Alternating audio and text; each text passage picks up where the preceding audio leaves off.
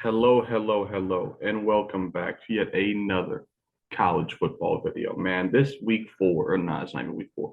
This previous week might have been the craziest week of college football of the season.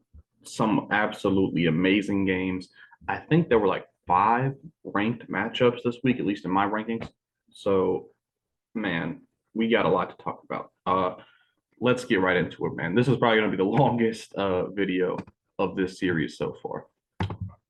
And leave a like if you enjoy. And before you started, thank you for watching. Before I say anything, let me lean up in my chair, clap it up, clap it up.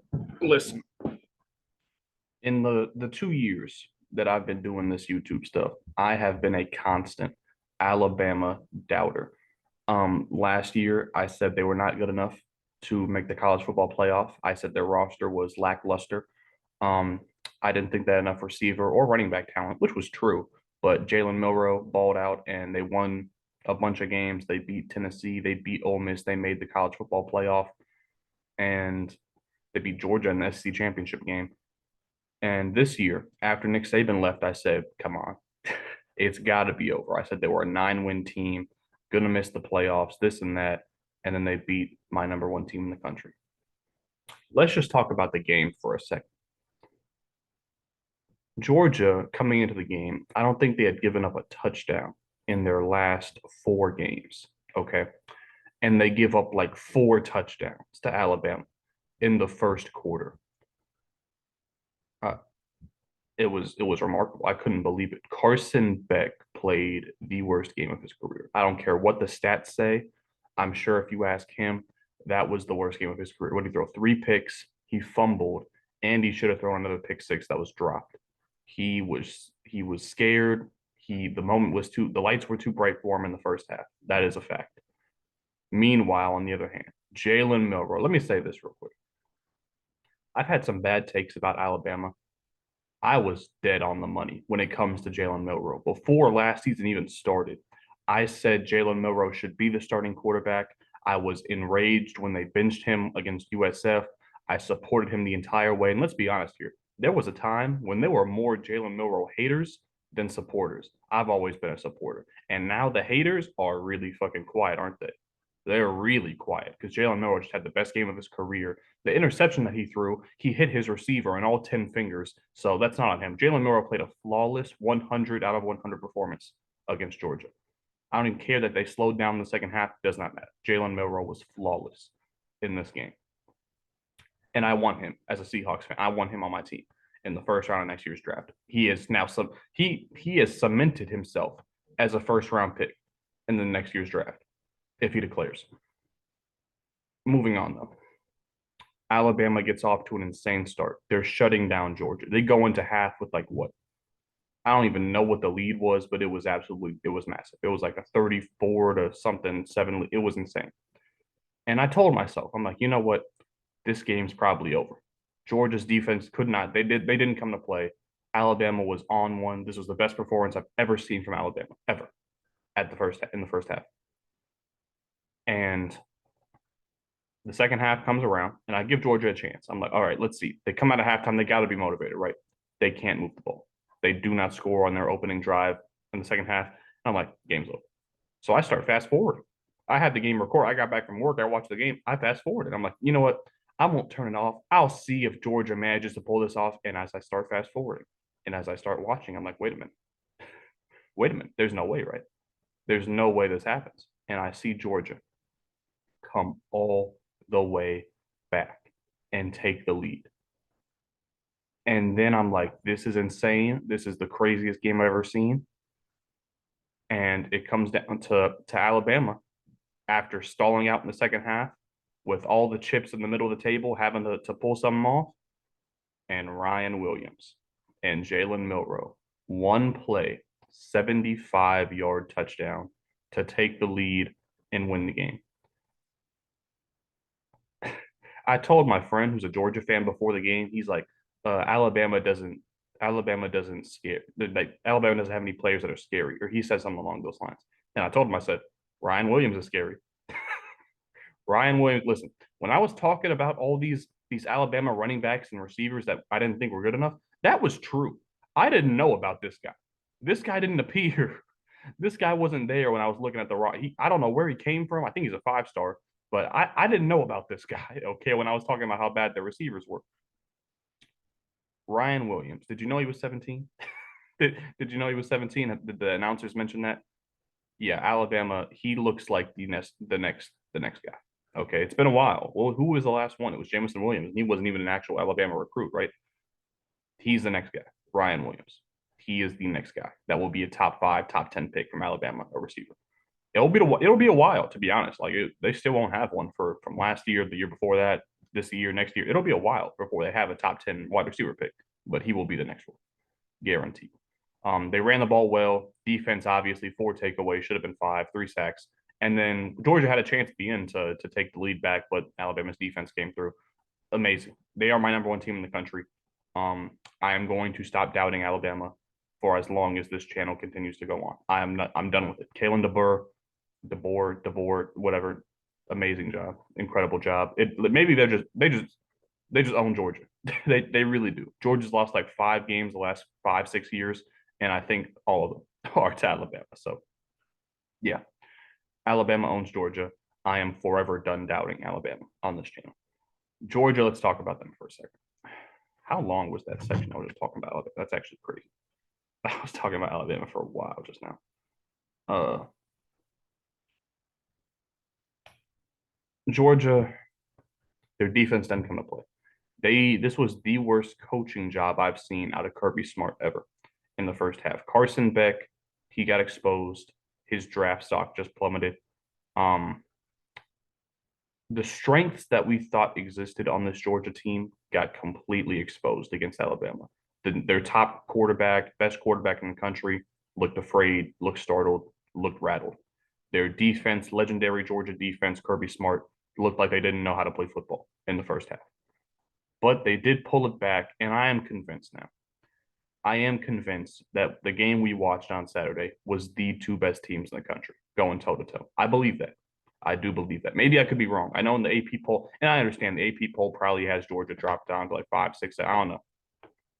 But in my poll, I don't care about the record as much. This is talking about who the best teams in the country are. I think those are the 2 best teams in the country. So even though Georgia lost, I have them drop in only 1 spot because I still think Georgia would beat anybody else in the country besides Alabama. All right, now that we're done with that game, let's move on a little bit. I got Ohio State at number 3. They dropped down a spot now. They beat Michigan State handedly. This is just Ohio State's been incredibly consistent so far. No matter who they played, you got Will Howard putting up like over 250 yards, 3 touchdowns, threw a pick last week, threw a pick this week, run the ball incredibly well. We know about their running backs. The receivers all played well. Jeremiah Smith had like 2 touchdowns, I think. I think he threw for a touchdown. Defensively, obviously, shut down Michigan State.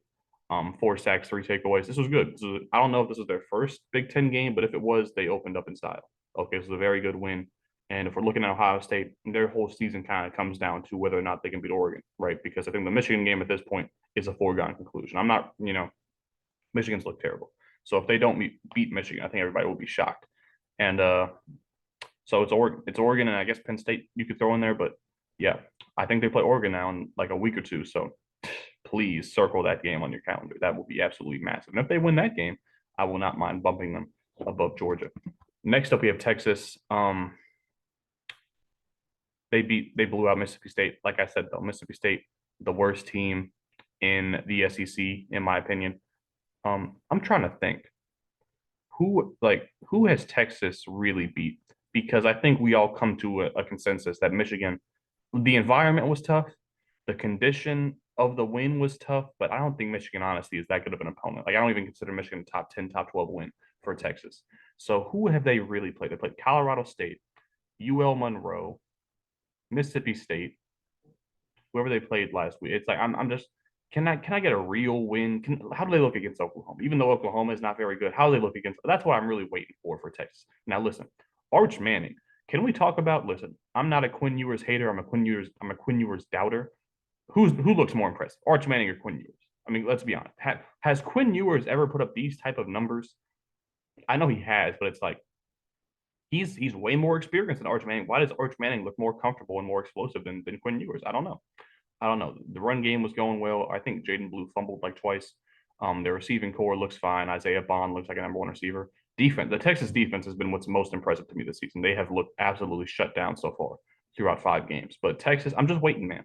I know everybody's crowning him already as a top two, top one team, whatever. But I'm just waiting. I'm just patient. I'm just waiting to see what happens. Oregon at number 5. They beat UCLA 2 games in a row where Oregon looks completely dominant. Um, Dylan Gabriel now like for Texas, Mississippi State's the worst team in the SEC. UCLA is probably the worst team in the Big Ten. Dylan Gabriel over 300 yards, 3 touchdowns. They ran the ball very well. Tez Johnson with his second monster game of the season already. Defensively played extremely well. So yeah, Oregon, just same boat as Texas. I'm just waiting for them to play a real legit team. Miami, a little bit of controversy, a little bit of controversy surrounding this game against Virginia Tech. Cam Ward balled out 400 yards, 5 touchdowns, but he did have 3 costly turnovers. They ran the ball very well. The offense was not the concern. They moved the ball at with complete ease. The only things that stopped Miami's offense was the turnovers. And defensively, I did not like, even though, like I said, they had turnovers given up, but I do not like giving up 34 points to Virginia Tech and giving up nearly a Hail Mary at the end of the game that was, slightly controversial.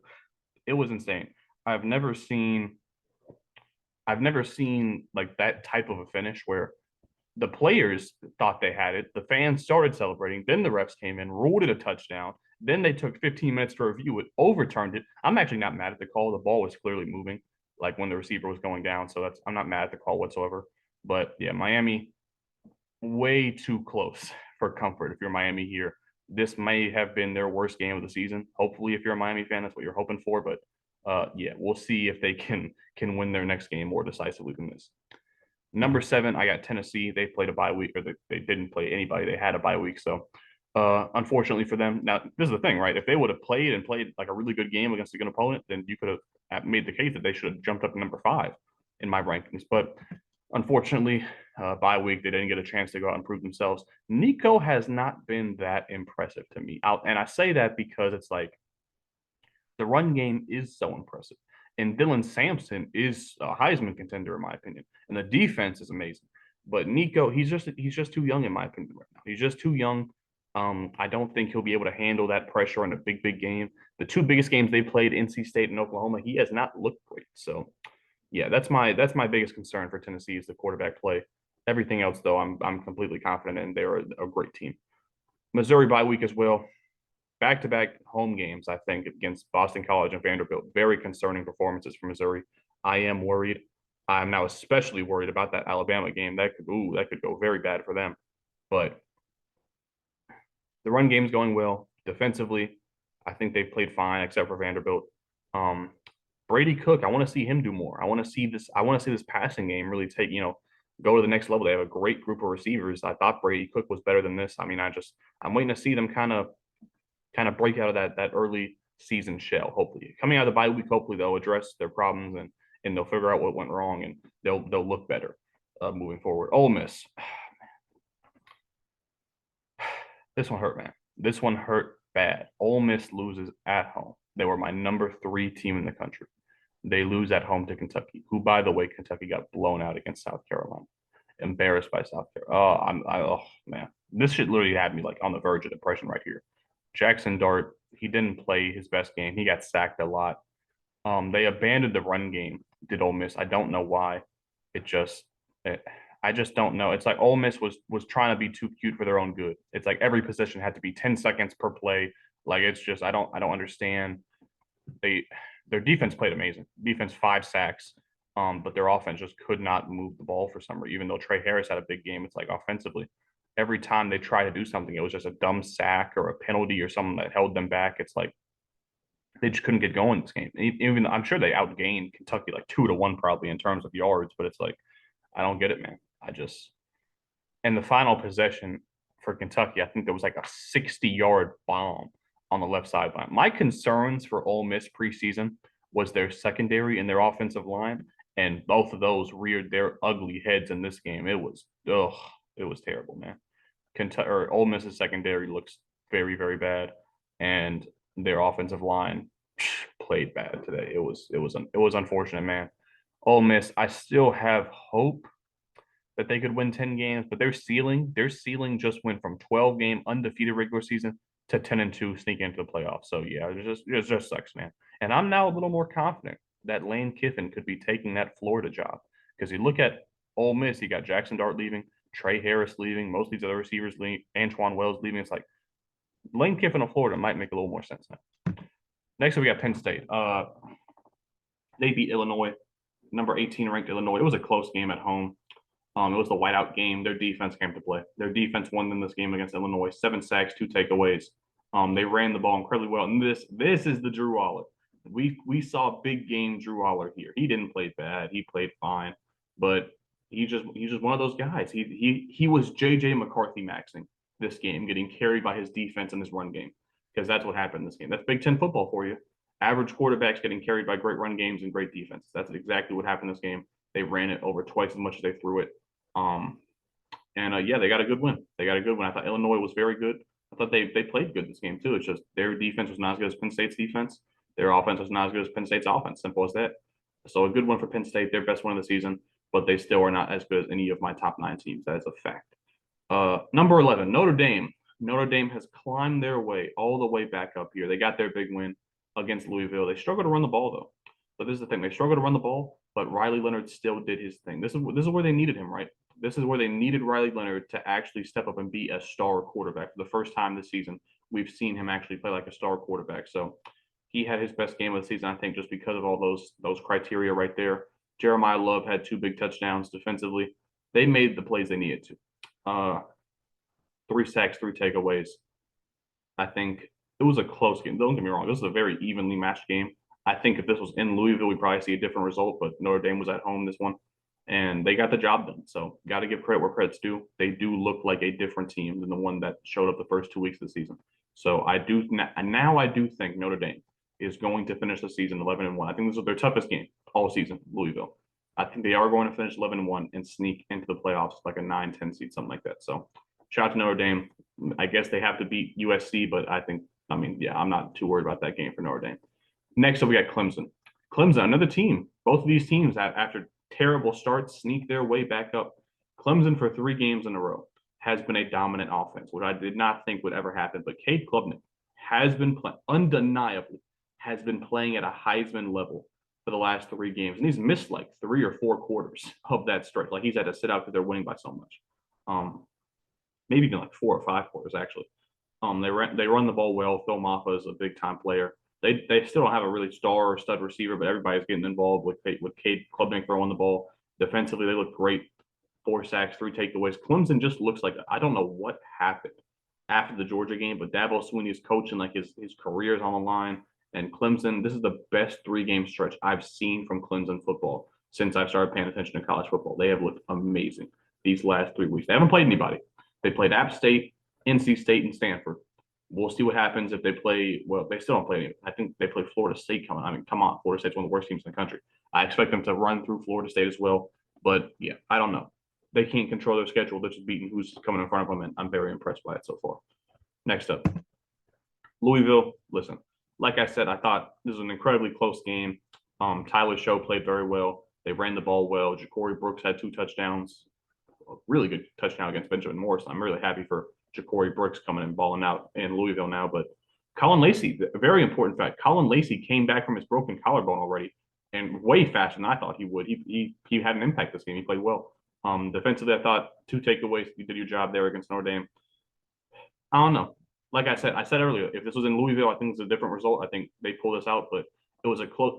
You played a really good team on the road, and you fought, and you showed me that you are still as good as Louisville is as good as I thought they were. They just didn't get the job done against Notre Dame. But it's not a conference game.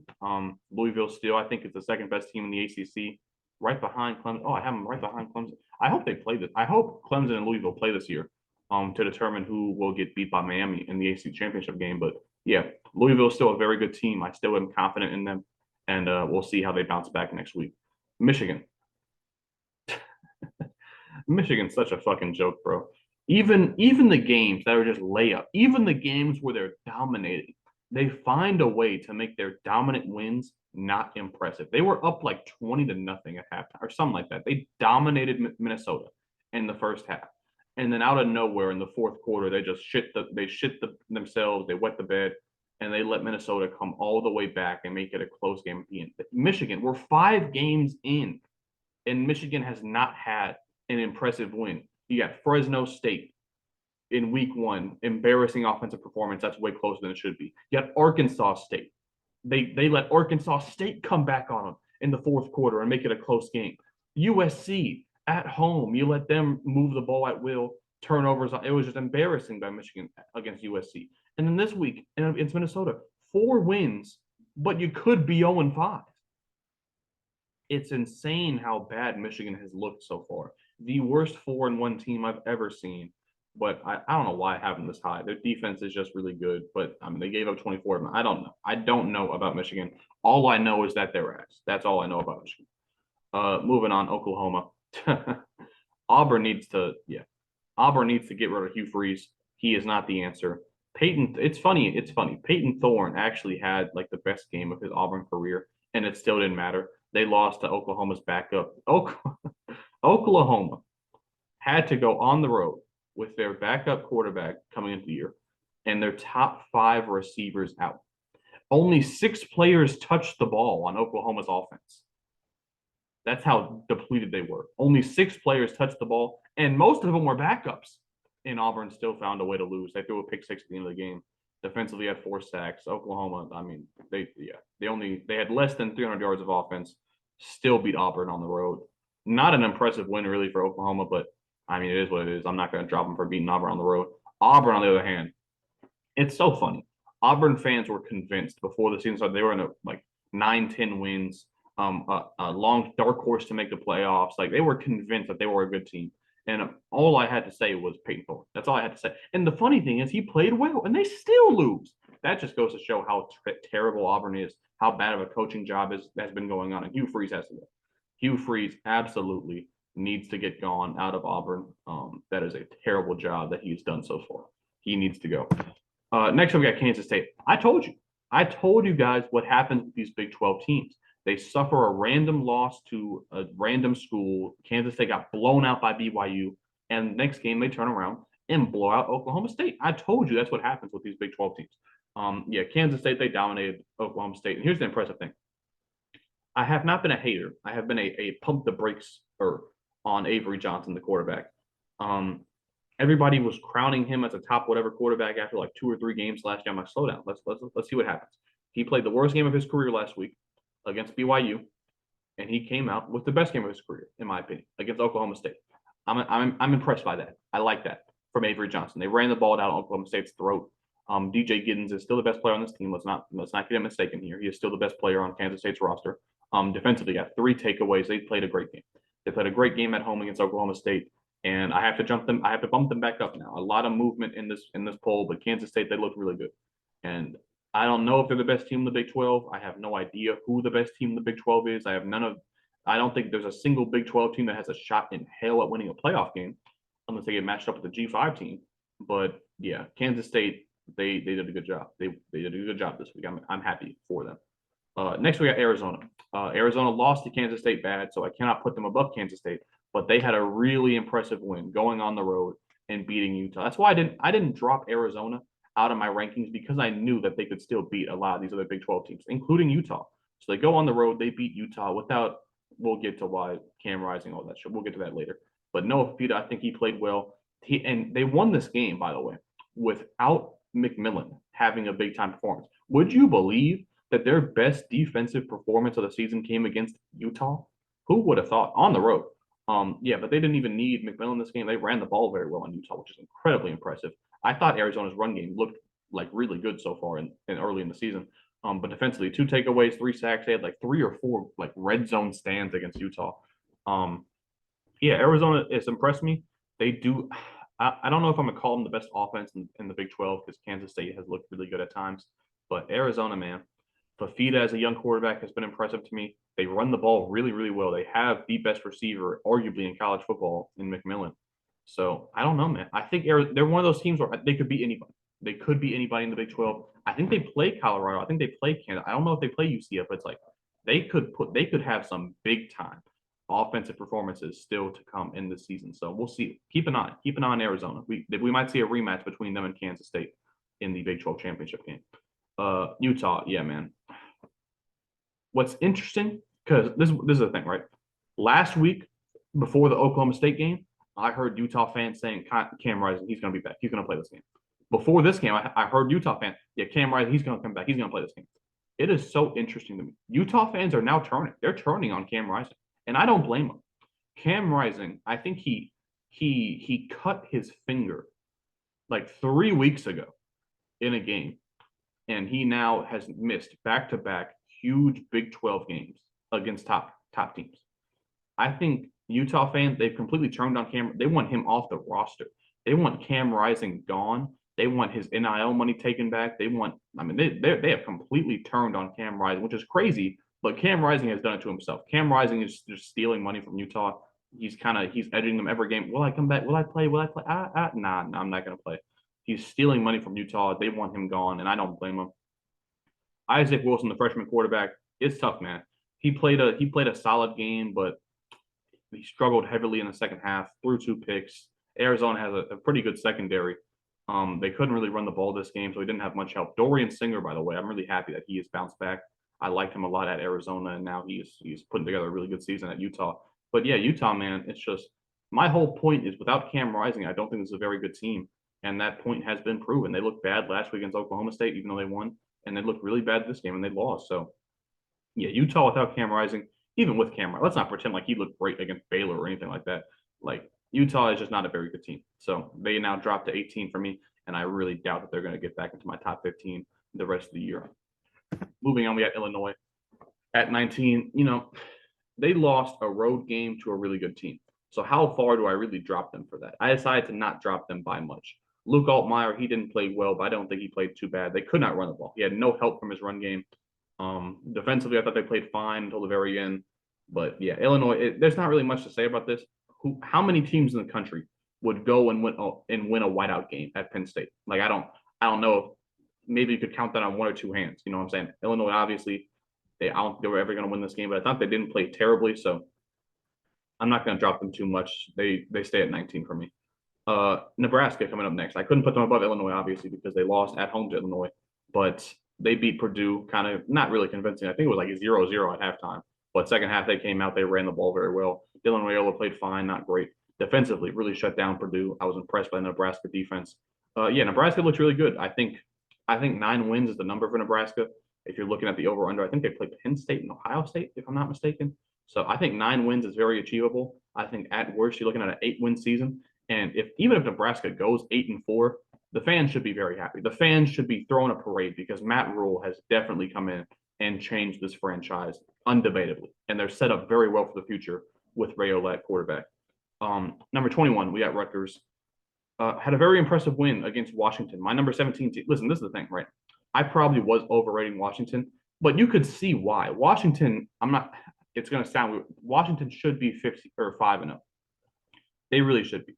Rutgers, even though they won this game, they probably should not have won this game. They got outgained by Washington like 2-1 in terms of yards. They couldn't really throw the ball. Kyle Monangai had a really good game running the football. Their defense didn't even play that well, but Washington killed themselves with missed field goals and penalties. So Rutgers, they won the game, but it's like, did they really win the game? It's like if they played 10 times, right? 5 in Washington, 5 at Rutgers, I think Washington probably wins 7 or 8 of those games. But Rutgers happened to win this game, and credit where credit's due. It's a big win for them. Their biggest one of the season so far. They're 4-0. I have to give them credit. The run game looks good. So Kyle Monangai, one of the best running backs in the Big Ten. They're 4-0. I'm gonna put them up here at 21 for me. They have a big jump up. USC, they beat Wisconsin after being down big. I think they were down like 21-7 or 21-10 at halftime, and they come out and dominate the second half. Miller Moss looked really good. They ran the ball well. Woody Brooks has been solid for them so far. Jacoby Lane, he had the big game today. 10 catches, 105 yards, 2 touchdowns. Defensively, shut down Wisconsin. Now, you could make the argument that Wisconsin's backup quarterback should not have even had 21 points to begin with, but it took them a while, but they got going in the second half. They shut down Wisconsin. And USC, look, I don't think they're a good team, but I mean, I was about to say I wouldn't have thought they'd beat Wisconsin preseason, but this wasn't Wisconsin. This was Wisconsin without their starting quarterback. So it's tough to say, man. But Miller Moss has looked good. That's what I'll give USC credit for. Miller Moss has looked good, and their running game has been solid. That's what I'll give them credit for. Next, we got LSU. They beat the brakes off South Alabama. Garrett Nussmeier has been statistically one of the most impressive quarterbacks so far. I didn't see the two interceptions, but you can't be throwing two picks against South Alabama. They ran the ball really well this game. This is their best running game of the season so far. Keep an eye on that. That is very impressive for you, LSU. Hopefully for them, they can keep this going moving forward. And now you look at Ole Miss losing, and I think we're going to have 4-1 Ole Miss versus 4-1 LSU. The AP poll has LSU ranked in like the top 12 somehow. But if Ole Miss can bounce back and win that, or if LSU can, whoever wins that game between those two teams is probably going to be like a top 7, top 8 ranked team in the country at 5-1. So keep an eye on that. That'll be a very big game in LSU. Next, we got James Madison at number 24 for me. They jump up to 6 spots. I had them ranked at 30 after the UNC game, and in this game, the offense from UNC came to play in this one, but the defense shut down Ball State. So Alonzo Barnett, by the way, has I think 13 touchdowns, 13 touchdowns and like 800 yards in the last 2 games. So yeah, he's been the best player in college football lately. I forgot to put their rushing yards. They ran for over 200 yards on Ball State. They ran down their throat. Defensively, balled out, 5 sacks, 3 takeaways. I think James Madison has like 10 sacks and 8 takeaways the last 2 games, something like that, something insane like that. But yeah, James Madison now, even after losing their coach and their quarterback and their number one receiver, has still found a way to be a very, very impressive team. So clap it up for James Madison, man. That's very impressive for them. But yeah, they're 24 for me. They jump up 6 spots. Colorado, man, what a way for Colorado. They got beat on. They got embarrassed by Nebraska, but they didn't give up. They didn't quit. They pulled themselves together. They won back-to-back games against Colorado State and Baylor in miracle fashion against Baylor. And now, against my number 19 team in the country, on the road, they played the best game under the Deion Sanders era. Undeniably. Undeniably. His best game as a coach. Shedeur played terrible on the first set of downs. He had negative 10 yards and a pick. And then after that, he was pretty much flawless. They ran the ball.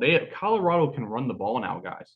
You guys might not know that, but the last 3 games in a row, they can run the ball. Travis Hunter, he had a touchdown and an interception. When I make my Heisman video, he will be in my top 3 for the Heisman. I'm not gonna reveal who my Heisman pick is so far, but Travis Hunter, he's gonna be in my top 3 for that Heisman video. He's just too impressive, man. He is too impressive. And defensively, who would have ever thought Colorado would get 5 sacks and 4 takeaways against an undefeated Power 4 team? That is insane. That is insane to me. And UCF, maybe I was overrating them a little bit. Their defense does look like Swiss cheese, but man, I cannot get over how impressive this game was from Colorado's perspective. They definitely jumped back into my rankings now, all the way up at 25. They basically just take UCF spot. I cannot believe how good they played this game, man. Offensively, defensively, both lines of scrimmage. Shedeur Sanders, Travis Hunter, like everybody came to play this game for Colorado. So I was beyond impressed by them. Duke. Here's the funny. Duke has been my number 2016 for like a month now. They were losing bad to North Carolina. And I was fully, I'm like, finally, I can drop Duke. I used to be a Duke believer. They're 5-0. Now I'm just annoyed by them. They were going to lose to North Carolina. I'm like, finally, I can drop them out of my rankings. Then they come back and beat North Carolina. And I'm like, fuck, I gotta keep them at 26 now. Malik Murphy, yet again, for the 5th week in a row, with pretty much the exact same stat line. It's 200-something yards, 3 touchdowns, and a pick. Wait, I didn't put the stats down right. 1 second. These are not the correct stats. I think. Let me see what the right stats are. My apologies. I'm like, these stats look really familiar for Duke. 1 second, I'll pull it up for y'all. Don't worry. They play Georgia Tech next week. That'll be an interesting game. They are somehow not ranked even though they're 5-0, but whatever. Duke, Malik Murphy had 209 yards, 1 touchdown, no interceptions. The first time this season, no interceptions from Malik Murphy. He did not have a very good game though at all. They ran the ball for 185 yards and 2 touchdowns. A very good run game by Duke. Their running back, Star Thomas, he looks like a star right now. He had 32 touches for 211 yards and 2 touchdowns. Star Thomas now is really getting going for Duke. He looks like their best offensive player. Don't forget Jordan Moore, though, the receiver. He's up like well over 400 yards in the season now, 420 yards in the season so far for him. And defensively, they got 2 sacks against UNC, shut them down in the second half. They had 2 sacks and a takeaway. So Duke, man, Duke is looking impressive, and they're 5-0. Nobody's talking about them, but if they can beat Georgia Tech next week, okay, keep some eyes on. They have an out of conference win. So they beat Northwestern, who's not a very good team, but they have an out of conference Big Ten win. Keep an eye on Duke, man. I'm very impressed so far. Manny Diaz has done a great job so far over there. Memphis, after their loss to Navy, I was really looking for them to bounce back, and they did not bounce back this game. They barely, well, not barely, but offense did not get going against Middle Tennessee State. Come on, man. You got to beat MTSU by more than 17 points. Seth Huntington played okay. Their run game was very impressive. If you remember, they did not run the ball well in like week 1 or week 2, but the last like 3 games they have gotten it really going. Mario Anderson looks like a really big pickup from them from South Carolina. Defensively, shut down MTSU. I was impressed by that. They shut down MTSU and Florida State, but somehow got just destroyed. Their backs blown out by Navy. So Memphis, I'm losing faith. I'm losing faith by the week when it comes to Memphis here. Next up, we got Boise State. They beat Washington State undefeated. They beat undefeated Washington State 45-24. Quarterbacks, whatever. The run game, Ashton Jeanty. Yeah, he's going to be in my top 3 for the Heisman as well. Ashton Jeanty, I think, has like 900 yards and 13 touchdowns in 4 games. He's on pace for 42 touchdowns and about 3,300 yards. I just hope he doesn't get hurt, man, because he is going to break records this year. And if he does, he deserves the Heisman. I'm just going to put it like that. 7 sacks for the defense, 1 takeaway. They played really well. They played really well this game. I don't know. I mean, these might be like between Washington State and Oregon. These might have been their 2 toughest games out of the way already. I don't know what the rest of their schedule looks like, but we could be talking about like a 10, 11, maybe even a 12 win Boise State if they win their conference championship. So please keep an eye on Boise State. And if they get the right matchup, can you imagine if Boise State plays like a Big 12 champ? Let's say hypothetically, Arizona wins Big 12. Boise State wins their conference. Can you imagine an Arizona Boise State playoff game? That would be absolute fucking cinema. But anyways, number 29, I have Indiana, 5-0. They had their biggest win of the season. They just beat Maryland. Keep in mind, guys, Indiana, new coach coming in from James Madison. They also bring in Elijah Surratt from James Madison. He was their number 1 receiver last year. But the new head coach with a transfer quarterback, transfer receiver, 5-0. 5-0. And they beat Maryland, who in their own right is not a bad team. Curtis Work played well. The run game looked good. Elijah Surratt looks like their number 1 receiver. Defense, 5. This is the interesting thing. They lost the turnover battle this game. They lost the turnover battle 4-0, and they beat Maryland by 2 scores. That is so impressive.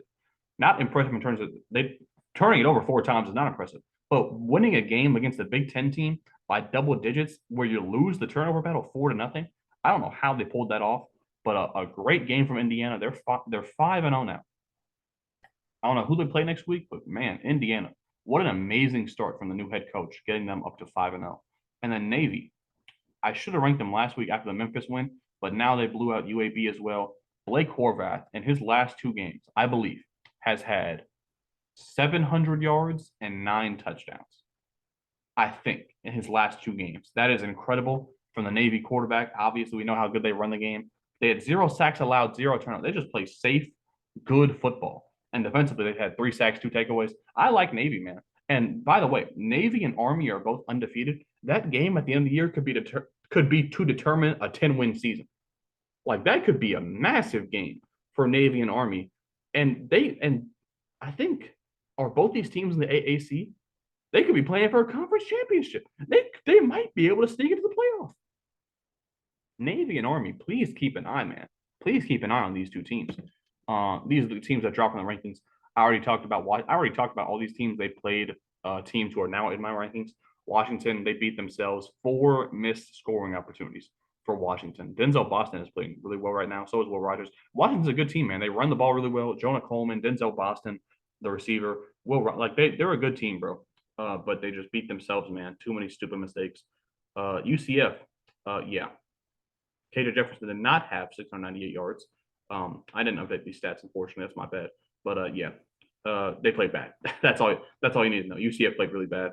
Uh, and then Oklahoma State, they just can't run the ball, man. They cannot get Ollie Gordon. Ollie Gordon had like 60 yards in the first quarter, and they just forgot he existed. So Oklahoma State, they suck, bro. Their quarterback sucks. Defense sucks. Everything sucks. Yeah, Oklahoma State, they will not be back in my rankings, I don't think. Here's the other teams, though. Honorable mentions: Army 4-0, Pitt 4-0, SMU blew the fuck out of Florida State. They're 4-1. BYU 5-0, Iowa State 4-0. UNLV, after their quarterback quit, important to keep that. After their quarterback quit, they blew a team out there 4-0. A&M 4-1. Kentucky, I'm not ranking Kentucky. 4-1. Boston College, 3-1. Syracuse. Some of the other teams that I was considering. This was an incredibly long video. Leave a like if you enjoyed. Subscribe if you're new. And I'll see you in the next one. Peace.